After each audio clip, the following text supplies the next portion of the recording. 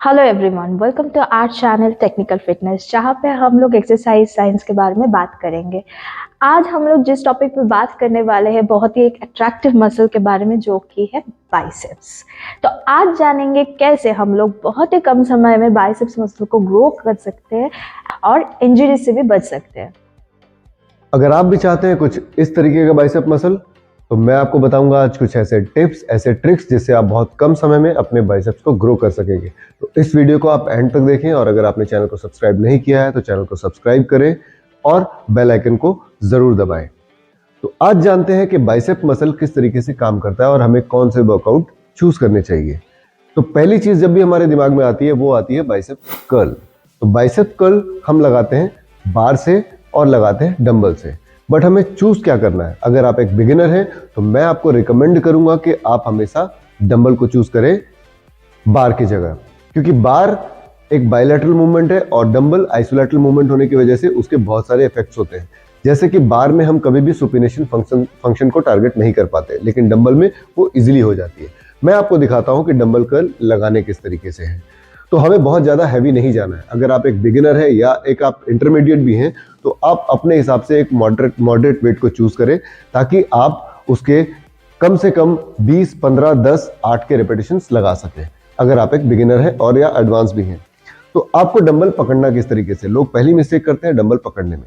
लोग हमेशा डंबल को ज्यादातर बीच से पकड़ते हैं, और डंबल को बीच से पकड़ने के बहुत सारे ड्रॉबैक भी हैं, क्योंकि अगर हम डंबल कर्ल लगाते हैं, लोग बेसिकली डंबल कर्ल को कुछ इस तरीके से सीधा सीधा लगाते हैं जैसे बार में। अगर हम डंबल को भी इसी तरीके से यूज कर रहे हैं तो बार में और डंबल में फर्क नहीं है।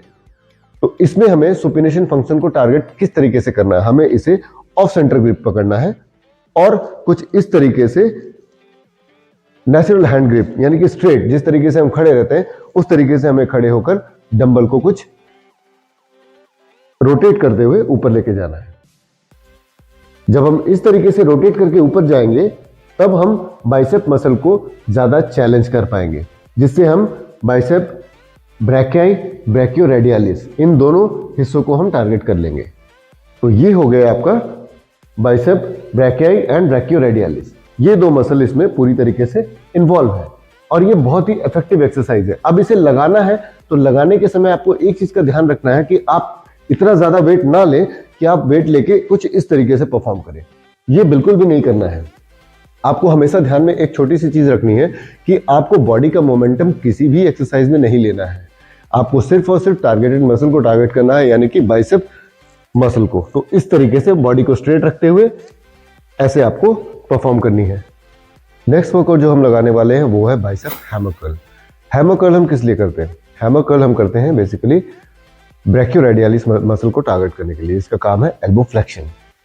तो हमें हैमर कर्ल लगाना किस तरीके से?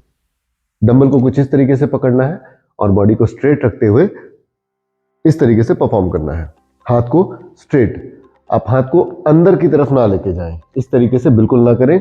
हाथ को आप स्ट्रेट रख के कुछ स्ट्रेट लाएं और स्ट्रेट नीचे लेके जाएं, यानी कि कंसेंट्रिक फेस में भी आपका हाथ स्ट्रेट रहना चाहिए, इसेंट्रिक में भी स्ट्रेट आना चाहिए। इस मूवमेंट को आपको इस तरीके से परफॉर्म करना है।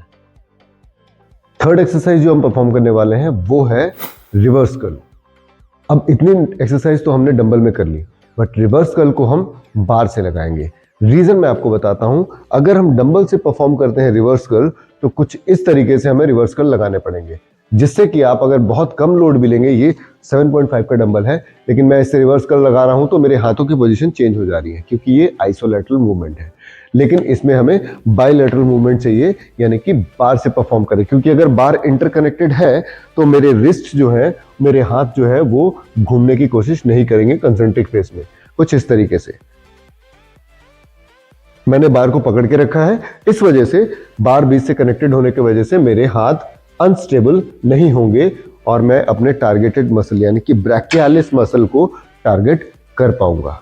तो बाइसेप्स की वर्कआउट्स बहुत सिंपल है और इसमें मेजर मिस्टेक हम लोग क्या करते हैं, एक्सरसाइज को चूज करने की। ये 3 बहुत ही अच्छी एक्सरसाइज है जो मैंने आपको बताई है, और अगर आप इन तीनों में स्टिक करेंगे, एक्सरसाइजेस तो बहुत सारी है जो आप लगा सकते हैं बाइसेप्स के लिए।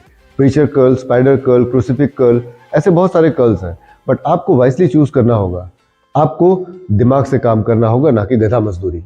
आप इन 3 वर्कआउट में स्टिक करें। अगर आप एक बिगिनर हैं या आप इंटरमीडिएट भी हैं तो आप ऐसा वेट, मॉडरेट वेट चूज करें अपने लिए, जिससे आप 20, 15, 10 और 8 के रेपिटेशंस में फेल्यूर अचीव कर पाए। आपको इन्हीं बातों का ध्यान रखना है और आप इन्हीं बातों को ध्यान में रखते हुए वर्कआउट को अपने तरीके से करें। लेकिन हमेशा याद रखें, चूज वाइसली।